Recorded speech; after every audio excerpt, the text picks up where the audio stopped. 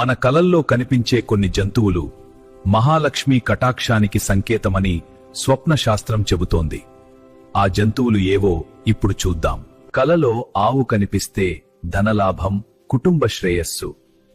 ఏనుగు కనిపిస్తే రాజయోగం, ఐశ్వర్యం పెరిగే సంకేతం. కలలో పాము శాంతంగా కనిపిస్తే దాచిన ధనం, అకస్మాత్తుగా వచ్చే ఆర్థిక అవకాశాల సూచన. నీటిలో ఆరోగ్యంగా ఈదే చేపలు కనిపిస్తే వ్యాపార లాభాలు, కుటుంబంలో ఆనందం పెరుగుతుందని నమ్మకం. కలలో గుర్రం కనిపిస్తే విజయ సూచనం. తెల్ల పావురం లేదా హంస కనిపిస్తే శుభవార్తలు, కొత్త అవకాశాలు మీ వైపు వస్తున్నట్లే. సింహం లేదా పులి కనిపిస్తే నాయకత్వం, గౌరవం పెరుగుతాయి. నెమలి నృత్యం చేస్తే అదృష్ట ద్వారాలు తెరుచుకుంటాయి.